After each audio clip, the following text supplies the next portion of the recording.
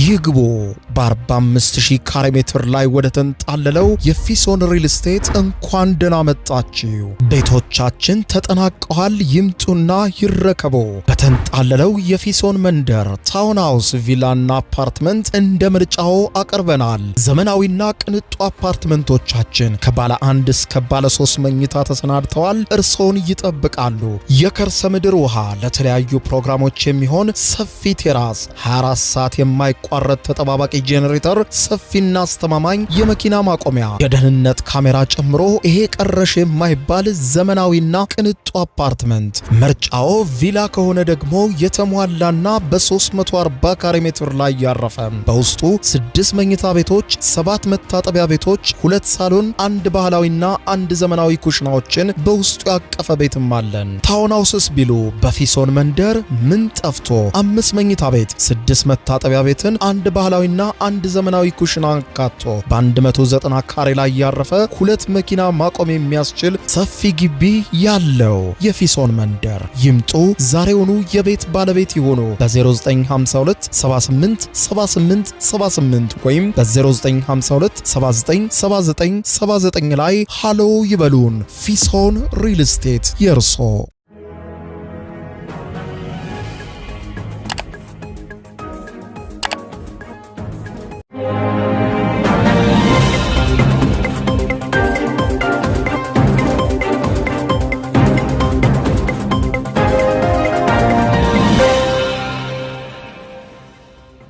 ጤና ይስጥልኝ ክብራትና ክብራን የዩቲዩብ ቻናል ቤተሰቦች፣ አሁን አመሻሹን የተሰሙ ሰበር መረጃዎችን ይዤ ቀርብ ያለው። በርከት ያሉ መረጃዎች ዩቲዩብ ላይ በፍጥነት ሲጫኑ ቀድሞ ለእናንተ የማስታወቂያ መልእክት ወይም ኖቲፊኬሽን እንዲደርሷችሁ የዩቲዩብ ቻናሌን ሰብስክራይብ በማድረግ የደወል ምልክቷን መጫን አትዘንጉ። ወደ ሰበር መረጃዎቹ ስናቀና በቀዳሚነት ወደ እናንተ ጆሮ የሚደርሰው ከተሾሙ ጀምሮ እስካሁን ድረስ በመገናኛ ብዙሃን ታይተው የማያውቁት ድምጻቸውም ተሰምቶ የማያውቀውን የኢራኑን ጠቅላይ መሪ አያቶላ ሞጅተባ ካሚኒን በተመለከተ አመሻሹን በርከት ያሉ ሚስጥራዊ መረጃዎች ወጥተዋል። የአሜሪካው ኒውዮርክ ታይምስ ይዞት በወጣው ሰፊ ዘገባ እኚሁ የኢራን መሪ አሁን በምን ሁኔታ ላይ እንዳሉ ከኢራን የቅርብ ሰዎች መረጃ አግኝቻለሁ ሲል ገልጧል። ምን ደርሶባቸዋል፣ በምን ሁኔታ ላይ ነው ያሉት የሚለውን በዝርዝር አስደምጣቸዋለሁ። በሌላ በኩል ለኢራን መንግስት ቅርበት ያለውና መቀመጫውን በአሜሪካ ያደረገው ኢራን ኢንተርናሽናል ደግሞ በኢራን መንግስት ውስጥ መከፋፈል እንዳለ የሚያመለክት መረጃ ወጥቷል ብሏል። እንዲሁም ለአያቶላ ሞጅተባ ካሚኒ በ3 ገጽ ተጽፎ የተላከው ደብዳቤ ከፍተኛ መስቀልቅልን ፈጥሯል ብሏል። ምን አይነት ደብዳቤ ነው ከፍተኛ መስቀልቅል የፈጠረው? የኢራን ባለስልጣናትም ተከፋፍለዋል የሚባለውን ጉዳይ በተመለከተ የሚሰማው መረጃ ምንድነው? በዝርዝር በጉዳዩ ዙሪያ የምታደምጧቸው አዳዲስ ሰበር መረጃዎች አሉ። በሌላ በኩል ደግሞ ክቡራን አድማጮች ኢራን አመሻሹን መግለጫ አውጥታለች።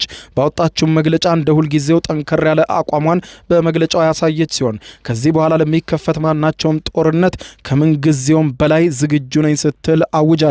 ጉዳዩን በተመለከተ ዝርዝር ሰፊ መረጃ የማስደምጣችሁ ይሆናል። በሌላ በኩል ዲፕሎማሲያዊ ጥረቱ አሁንም እንደቀጠለ መሆኑ እየተሰማ ነው። ቱርክ አሜሪካና ኢራን የሚስማሙ ከሆነ የፈንጂ ማጽዳቱ ስራ ላይ እሳተፋለሁ ስትል በይፋ ስታስታውቅ፣ ስዊዘርላንድም በበኩሏ ለዲፕሎማሲያዊ ጥረት ሲባል ኤምባሲን በቴህራን ከፍታለሁ ስትል አስታውቃለች። ከዚህም ጋር በተገናኘ የአሜሪካ ተደራዳሪዎች ከኢራን ጋር ለመነጋገር በዛሬው ዕለት ሌሊት ኢስላማባድ ፓኪስታን ይገባሉ ተብሎ ይጠበቃል። ጉዳዩን አስመልክቶ ለመሆኑ ከአሜሪካ የተላኩት ተደራዳሪዎች እነማን ናቸው? በዝርዝር የምታደምጡት ሌላኛው መረጃ ነው። እስከ ፍጻሜው ቆዩ። እነዚህ አስተዋወቅኳችሁና ሌሎችንም በርከት ያሉ ዝርዝር መረጃዎችን አስደምጣችኋለሁ። አብረን እንከታተለው። በቅድሚያም ኢራን አዲሱ የኢራን ጠቅላይ መሪ አያቶላ ሞጅተባ ካሚኒ አባታቸው አያቶላ አሊ ካሚኒ በፌብሩዋሪ 28 በዩናይትድ ስቴትስና በእስራኤል የጋራ ጥቃት ከተገደሉ በኋላ ስልጣኑን ቢረከቡም ይህ ዘገባ እስከተጠናከረበት ሰዓት ድረስ በአደባባይ አልታዩም። የፈረንሳዩ የዜና ወኪል አጃንስ ፍራንስ ፕሬስና ኒውዮርክ ታይምስ ዛሬ አመሻሹን ባወጡት ዘገባ የኢራን ባለስልጣናትን ጠቅሰው እንዳሉት የኢራን መሪ ምንም አይነት የቪዲዮም ሆነ የድምጽ ቅጂ እስካሁን ድረስ እንዳልወጣ ገልጸዋል። ጠቅሰው መመሪያዎቻቸው በሙሉ በማህበራዊ ሚዲያ ገጾች ላይ በሚወጡ አጫጭር ጽሁፎች ወይም በኢራን መንግስት ቴሌቪዥን በሚነበቡ መልእክቶች ብቻ የሚተላለፉ ናቸው ብሏል። ዘገባው እንደሚለው ከሆነ ሙጅተባ በመጀመሪያው ህዝባዊ ንግግራቸው ላይ ደካማ ወይም ተጋላጭ ሆነው መታየትን ስላልወደዱ ይህንን ከእይታ የመሰወር እርምጃ ሆነ ብለው ወስደውታል ባይ ናቸው። በጠቅላይ መሪው ዙሪያ ያለውን የደህንነት ጥበቃ ታይቶ በማይታወቅ ደረጃ ጥብቅ ሆኗል ያሉት ጋዜጦቹም የኒውዮርክ ታይምስ ዘገባ እንደሚያብራራው ከሆነ የእስራኤል ሰላዮች እንቅስቃሴያቸውን ተከታትለው የግድያ ጥቃት ሊያቀነባብሩባቸው ይችላሉ የሚል ከፍተኛ ስጋት በኢራን በኩል መኖሩን ገልጾ የኢራን አብዮታዊ ዘብ ከፍተኛ አዛዦችና የኢራን መንግስት ባለስልጣናት እሳቸውን ከመጎብኘት እንዲታቀቡ ተደርጓል ተብሏል። አሜሪካና እስራኤል የሚጠቀሙበትን ዘመናዊ የክትትል ቴክኖሎጂ ለማምለጥ ሲባል ከጠቅላይ መሪው ጋር የሚደረገው ማናቸውም ግንኙነት እጅግ ጥንታዊ በሆነ ነገር ግን ደህንነቱ በተጠበቀ መንገድ በወረቀት ብቻ የሚከናወን መሆኑን ተነግሯል። ሁሉም ባለስልጣናት የፈለጉትን መልእክቶች በእጅ ወረቀት ላይ ጽፈው በፖስታ ታሽጎ እጅግ በሚታመኑ የሰው ሰንሰለቶች አማካኝነት ወዳሉበት ዋሻ ይተላለፋል ተብሏል። እነዚህ መልእክተኞች በሞተር በብስክሌትና በመኪና አውራ ጎዳናዎችንና የገጠር መንገዶችን በማቆራረጥ መሪው ወዳሉበት ድብቅ ዋሻ እንደሚገቡም ተመልክቷል። የጠቅላይ መሪው ምላሾችም በተመሳሳይ አስተማማኝ መንገድ እየተመለሱ እንዳለም ተመልክቷል። የኒውዮርክ ታይምስ ጥብቅ የኢራን ምንጮችን ጠቅሶ እንደዘገበው ከሆነ ጠቅላይ መሪው በጥቃቱ በጠና ቢጎዱም አእምሯዊ ንቃታቸው ግን አልቀነሰም ባይ ነው።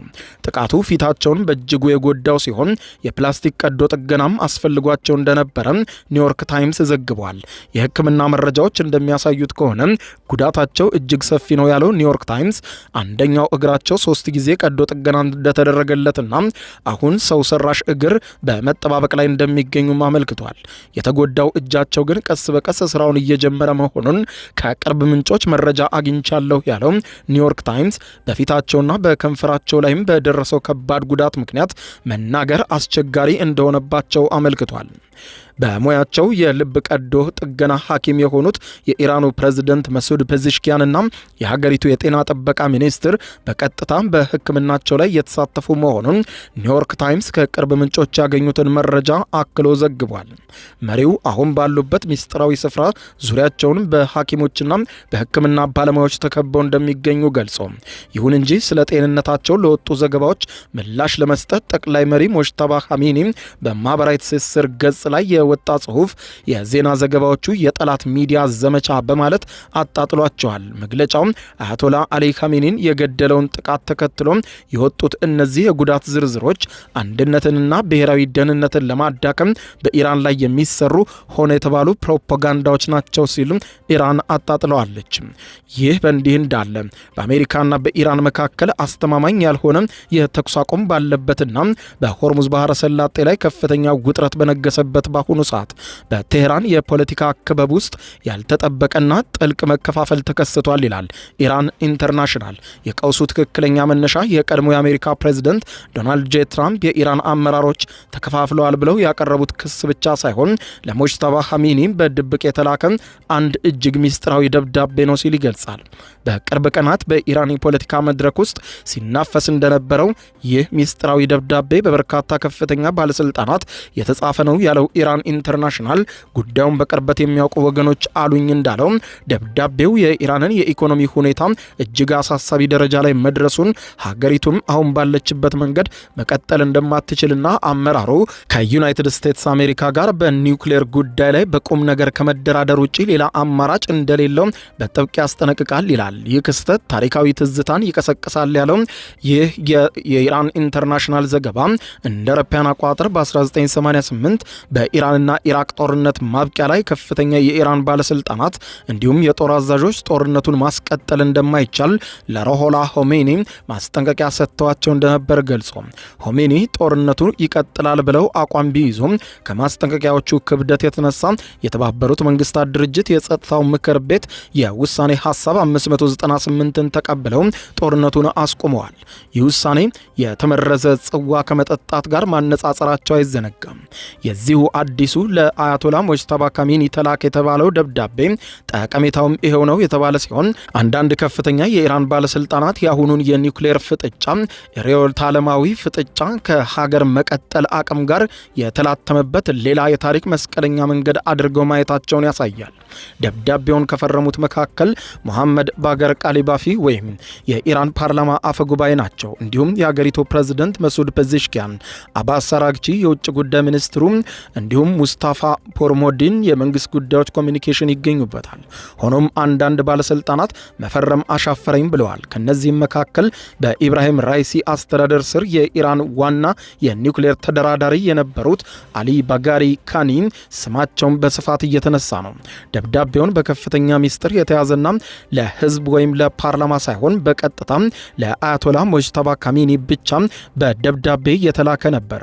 ነገር ግን አሁን እየወጡ ባሉ መረጃዎች መሰረት ኢራን ኢንተርናሽናል እንደሚለው ደብዳቤው ለአያቶላ በተላከበት በዚያው ፍጥነት ሾልኮ ወጥቶ የተለያዩ ግለሰቦች እጅ ላይ ወድቋልም ብሏል።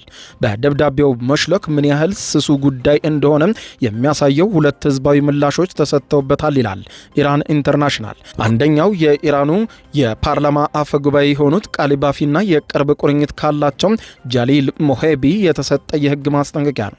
አንድ ሰው በሚስጥራዊ ስብሰባ ላይ የተሰጠውን ሰነድ ለሌሎች አሳይቶ እኔ ያልፈረምኩበትም ካለ በመንግስት ሚስጥራዊ ሰነዶች አዋጅ አንቀጽ 3 መሰረት እስከ 10 ዓመት ሊቀጣ እንደሚችልና ይህ ጥፋትም ይቅርታ የማይደረግለት ነው ሲሉ በይፋ አስጠንቅቀዋል። ዛሬ አመሻሹ ሁለተኛው ምላሽ በአንድ የቴሌግራም ቻናል ላይ የወጣ ሲሆን ለምንድነው ከጦርነት በኋላ ባለ እንዲህ ባሉ ስሱ ወቅቶችም አንዳንድ ባለስልጣናት ለስርዓቱ ከፍተኛ ሰዎች ደብዳቤ የሚጽፉት እናም ስለምንድነው ሌሎች በደብዳቤው መውጣት እጅግ የተቆጡት የሚል ጥያቄ አቀርበዋል።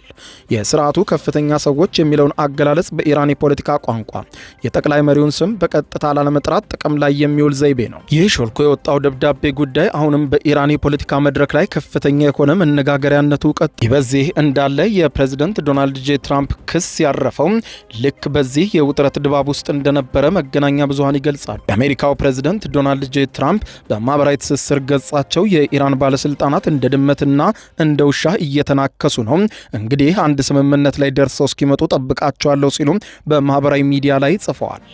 ቴህራን ይህንኑ ወዲያውኑ ነው ያስተባበለችው። በከፍተኛ ባለስልጣናቶቹ አማካኝነት ምንም አይነት መከፋፈል እንደሌለ ለማሳየት በተቀናጀ ሁኔታ የአንድነት ዘመቻን በሚመስል መልኩ መግለጫ በመስጠት ይህንን ተቃውማለች። የተለመደ የአሜሪካ ክስና የተለመደ ፕሮፓጋንዳ ስትል አጣጥለዋለች። የኢራን ፓርላማ አፈ ጉባኤ ቃሊባፍ በኢራን ውስጥ አክራሪ ወይም ለዘብተኛ የሚባል የለም፣ ሁላችንም ኢራናውያን አብዮተኞች ነን፣ ባንድ እንዋጋለን፣ ባንድ ልብ እንመክራለን ብለዋል። አክለውም በህዝብና በመንግስት የብረት መልበስ አንድነትና ለጠቅላይ መሪው በሚሰጥ ሙሉ ታዛዥነት ኢራንን አጽንተን እናስቀራለን፣ ኢራንን አጽንተን እናስቀጥላለን፣ ወንጀለኛ ወራሪዎችም በድርጊታቸው እስኪጸጸቱ ድረስ እንቀጠቅጣቸዋለን ብለዋል። ፕሬዝዳንት ፔዜሽኪያንም ሆነ የፍትህ ስርዓቱ ኃላፊ መሐመድ ኤጄሊ በተመሳሳይ የአንድነትና ለጠቅላይ መሪው ታዛዥነታቸውን የሚያመለክት መልእክት አስተላልፈዋል። አክለውም አክራሪና ለዘብተኛ የሚሉ ቃላትን መሰረተ ቢስ ሲሆኑ የምዕራባውያን የፖለቲካ የስነ ጽሁፍ ድኩማን ቃላቶች ናቸው ሲሉ አጣጥለዋቸዋል። ነገር ግን መቀመጫውን በዩናይትድ ስቴትስ ያደረገውና በኢራን ጉዳይ በቀጥታ በየዕለቱ ዘገባዎችን የሚያወጣው ኢራን ኢንተርናሽናል የተሰኘው መገናኛ ብዙሃን ግን እንደሚለው ከሆነ የኢራን መሪዎች በገሃድ ምንም አይነት መከፋፈል እንደሌለባቸው የገለጹ ቢሆንም እውነታው ግን ከፍተኛ ውጥረት የፈጠረ መለያየት በውስጥ አለ ይላል። በመጀመሪያው ዙር ድርድር ላይ ሙጅተባ ካሚኒ አንድ ቀይ መስመር አስምረው እንደነበር የጠቀሰው ኢራን ኢንተርናሽናል የኢራን ባለስልጣናት ከዩናይትድ ስቴትስ ጋር በኒውክሌር ጉዳይ ላይ መወያየት የለባቸውም፣ ሆኖም ከአሜሪካ ጋር የሚደረግ ማንኛውም አሳሳቢ ድርድር በኒውክሌር ፋይሉ ላይ ማተኮሩ ስለማይቀር የኢራን ልዑካን ቡድን በፓኪስታን በተደረገው ድርድር ላይ ጉዳዩን አንስተው ሲወያዩ ተደምጧል። ይህ ውሳኔ በተለይም ደግሞ በሌላው የኢራን ቡድን ቁጣን የቀሰቀሰ ሆኗል። በፓኪስታኑ ድርድር ላይ የተገኙት የፓርላማው የብሔራዊ ደህንነት ኮሚሽን ምክትል ሰብሳቢ መሐመድ ናባሺያን የድርድሩ ውጤት አጥጋቢ እንዳልሆነ ገልጸው የተደራዳሪው ቡድን ስልታዊ ስህተት መስራቱንና የጠቅላይ መሪውን ቀይ መስመር ጥሶ ከአሜሪካ ጋር በኒውክሌር ጉዳይ ላይ መወያየቱን በይፋ ተችተዋል። በተለይም ደግሞ አያቶላ ሙጅተባ ካሚኒ ሰጥተውት በነበረው ትዕዛዝ ላይ አሜሪካ ስለ ኒውክሌር ጉዳይ እንወያይ ካለች ስብሰባውን ትታችሁ ኑ የሚል ነበረ የተሰጣቸው ትዕዛዝ። ነገር ግን ከአያቶላ ሙጅተባ ካሚኒ ሐሳብ በተቃራኒ በሆነ መንገድ ከአሜሪካ ጋር በዚሁ ጉዳይ መወያየታቸው አያቶላውን እንዳስቆጣቸውና ከአያቶላው ወገን ያሉ አንዳንድ አካላትም ከፍተኛ ቁጣ በተደራዳሪ ቡድኑ ላይ እንዳሰሙም ተመልክቷል። ጠንካራ አቋም አራማጅ ነው የተባሉት የፓርላማው አባል አሚር ሆሴን ሳቤቲም በበኩላቸው በግልጽ በማህበራዊ ሚዲያ ላይ ቃሊባፍንና አራግቺን በስማቸው በመጥራት በኒውክሌር ጉዳይ ላይ አለመደራደራቸውን በግልጽ እንዲያስተባብሉ፣ ይህ ካልሆነ ግን ለኢራን ሕዝብ የተለየ መንገድን በግልጽ እንናገራለን ሲሉ ጽፈዋል። ይህ ግጭትም የኢራን ልዑካን ቡድን ለሁለተኛው ዙር ድርድር ወደ ፓኪስታን ለምን እንዳልተጓዘ እስካሁን የሚገልጽ ነው። በሁለተኛው ዙር ድርድር ከአሜሪካ ጋር ምን መስማማት እንደሌለባቸው ስምምነት ላይ ለመድረስ እንዳልተቻለ ነው መገናኛ ብዙሃን የሚገልጹት። ቀውሱ የፖሊሲ ስልት ልዩነት ብቻ ሳይሆን ወደ ሚዲያም የተዛመተ ጦርነት ሆኗል።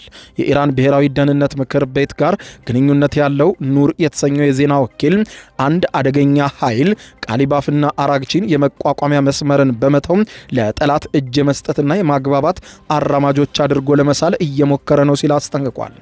ስለዚህም ኢራን መከፋፈል የለም ስትል መረጃዎች የሚያሳዩት ግን ተቃራኒውን ነው የሚለው ኢራን ኢንተርናሽናል ሚስጥራዊ ደብዳቤው ተጽፏል። አንዳንዶች ፈርመዋል፣ አንዳንዶች ለመፈረም አሻፈረኝ ብለዋል። ደብዳቤው ደግሞ ሾልኮ ወጥቷል። የህግ ዘመቻዎችም ተሰንዝረዋል። አክራሪዎችም ተደራዳሪዎችም የጠቅላይ መሪውን ቀይ መስመር በመጣስ ተከሰዋል ተብሏል። የተቀናጁ የትዊተር መልእክቶችም በአንድነት መግለጫዎች ሳይሆኑ ቀደም ብሎ ለታየውና አደባባይ ለወጣው የኢራን ክፍፍል የህዝብን ሽፋን ለመስጠት የተደረጉ የጉዳት መቆጣጠሪያ እርምጃዎች እንደነበሩም ተመልክቷል። የዚህ ሁሉ ትልቅ ጥያቄ ኢራን ያለ ኒውክሌር ስምምነት የኢኮኖሚ ቀውሷን መቋቋም ትችላለች ወይና ስምምነቱንም መፈለግ አሁን ሙጅተባ ካሚኒን ትዕዛዝ መጣስ ማለት ነው ወይ የሚለውን ጉዳይ እስካሁን አልተመለሰም። ወደ ኢራን ወታደራዊ ጉዳዮች ስናቀና የኢራን ማዕከላዊ ወታደራዊ እዝ በአሜሪካ ኃይሎች በቀጠናው እየፈጸመ ያለውን የባህር ላይ እገዳ፣ ውንብድናና ዝርፊያ ሲል በማውገዝ አመሻሹን ቆራጥና አጸፋዊ እርምጃ እወስዳለሁ ሲል መግለጫ አውጥቷል። የኢራን ወታደራዊ ምክር ቤት የካታም አልአንቢያ ማዕከላዊ እዝ ባወጣው መግለጫ እንዳስታወቀው ከሆነ አግላይ የሆነውን የአሜሪካን ጦር እገዳውንና የባህር ላይ ዘረፋውን ከቀጠለም አስቸኳይ የሆነ አጣዳፊ አጸፋዊ ምላሽ ኢራን ትሰጣለች ሲል አጥብቆ ኮንኖ መግለጫ አውጥቷል። እዙ አክሎም ወታደራዊ ኃይሉ የሀገሪቱን ሉዓላዊነትና የኢራን ብሔራዊ ጥቅምን ለማስጠበቅ ከበፊቱ የላቀ ጥንካሬና ዝግጁነት አለኝ በማለት ገልጾ ፌብሩዋሪ 28 በተጀመረው የቅርብ ጊዜ የዩናይትድ ስቴትስ ጥቃት ወቅትም የአሜሪካ ጦር የኢራንን የማጥቃት አቅም ቀምሶታል ሲልም በምሽቱ መግለጫው አስታውቋል። በስትራቴጂካዊው የሆርሙዝ ባህረ ሰላጤ ላይ ሙሉ ቁጥጥር በማድረግ የጠላትን እንቅስቃሴ ለመከታተል ዝግጁ ነን ያለው የኢራን ጦር አዲስ የጥቃት ሙከራ ካለም በአሜሪካና በእስራኤል ኃይሎች ላይ ከባድ ኪሳራ ለማድረስ አዲስ ስልት ይዘን እየጠበቅን ነው ሲል የሰሞኑን ይዘት ያለው መግለጫ አውጥቷል። በአሁኑ ወቅት ዩናይትድ ስቴትስ በኢራን ወደቦችና መርከቦች ላይ የጣለችውን የባህር ላይ እገዳና የሆርሙዝ ባህረ ሰላጤ ላይ ፈንጂዎችን ለማጽዳት የምታደርገውን ሙከራ ምክንያት ከፍተኛ ውጥረት እንደነገሰ አመልክቷል። ኢራን አፕሪል 8 ቀን ስራ ላይ የዋለውን ነገር ግን በፕሬዝደንት ዶናልድ ጄ ትራምፕ በአንድ ወገን የተራዘመውን የተኩስ አቁም ስምምነት የጣሰ ነው ስትል ገልጻለች። ኢራን ከዩናይትድ ስቴትስ የሚመጣን ማናቸውንም ጫናና ቅድመ ሁኔታ እንደማትቀበልና በዛቻ ስር ሆና እንደማትደራደር አሳውቃ አሜሪካ ከወዲሁ ተስፋ መቁረጥ ይገባታል፣ በምንም አይነት ጫና ወዴትም ስምምነት የምንሄድ ባለመሆናችን ኢራናውያን መሆናችንን አውቃ አሜሪካ በአስቸኳይ ወደ ድርድር ጠረጴዛ ከመጣችም ጥቅሞቻችንን አክብራ መሆን አለባት ብሏል። የኢራን ፕሬዝደንት መሱድ ፔዜሽኪያን በበኩላቸው ጦርነቱን ለማስቆም ከአሜሪካ ጋር የሚደረገውን ድርድር እንደገና ለመጀመር ዋነኛው እንቅፋት ይህ ህገወጥ እገዳና የአሜሪካ ቃል ኪዳንን መጣስ ነው ሲሉ ኮንነዋል። በተመሳሳይ ዜናም የኢራን ከፍተኛ የሰብአዊ መብት ምክር ቤት አሜሪካን በኢራን ወደቦች ላይ የጣለችውን እገዳ እንዲሁም ቱስካና የተባለችውን የኢራንን የንግድ መርከብን መያዟ ከባህር ላይ ውንብድናና ከመንግስታዊ ሽብርተኝነት የዘለለ በሚሊዮን የሚቆጠሩ የኢራን ንጹሃን ዜጎች ላይ ያነጣጠረ የቡድን ቅጣት ሲል ኮንኖታል።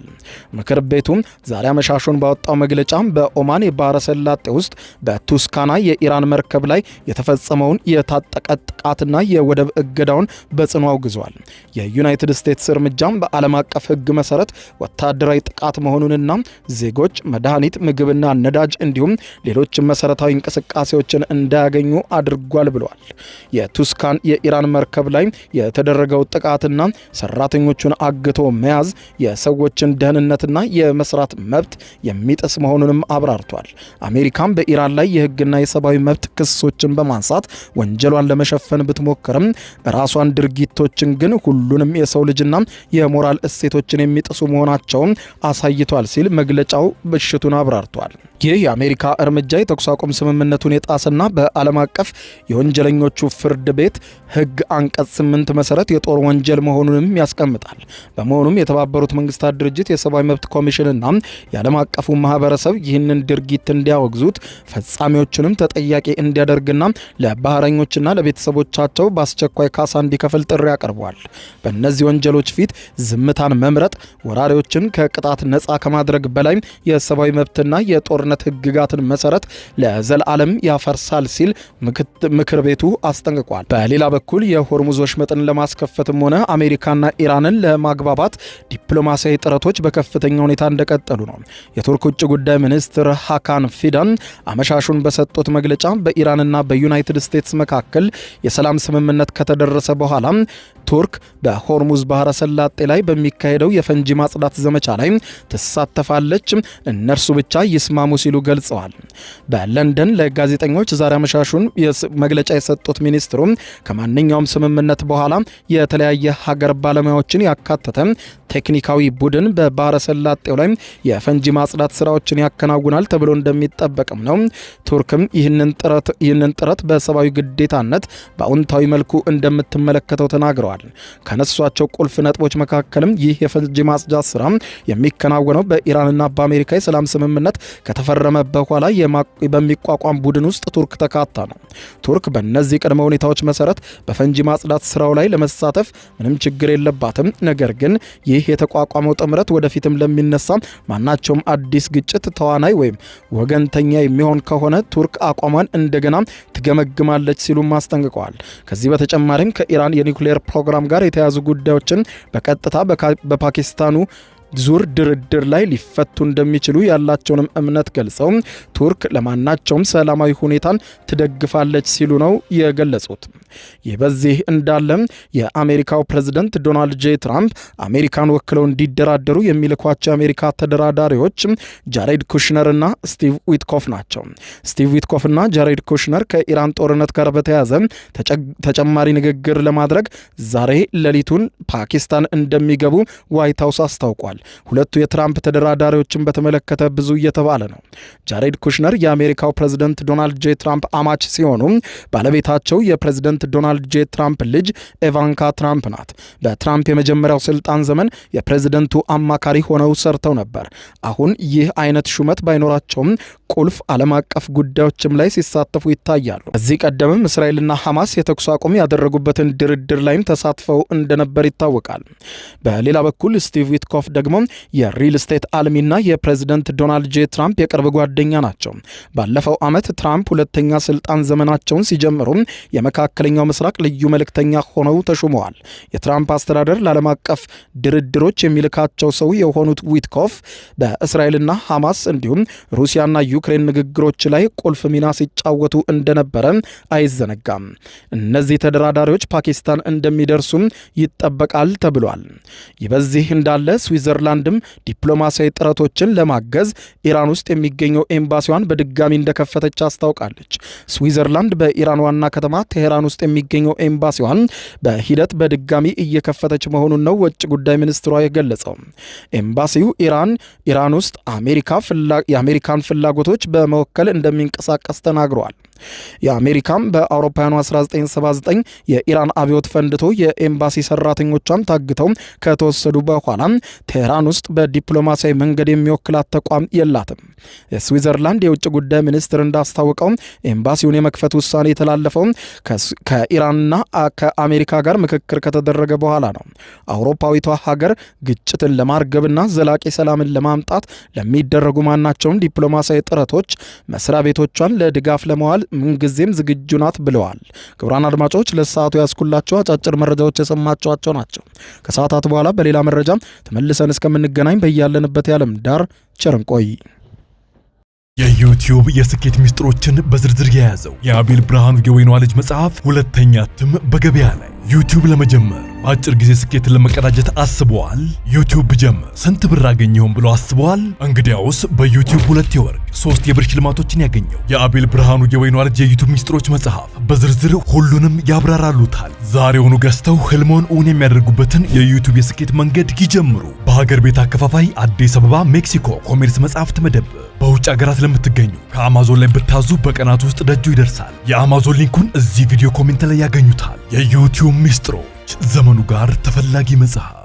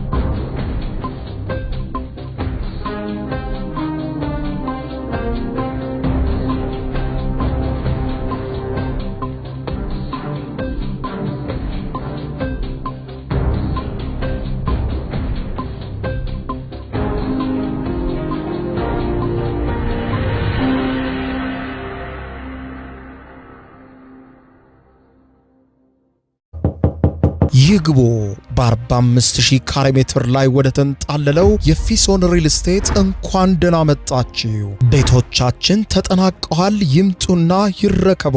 በተንጣለለው የፊሶን መንደር ታውን ሃውስ፣ ቪላና አፓርትመንት እንደ ምርጫው አቅርበናል። ዘመናዊና ቅንጡ አፓርትመንቶቻችን ከባለ 1 እስከ ባለ 3 መኝታ ተሰናድተዋል። እርሶን ይጠብቃሉ።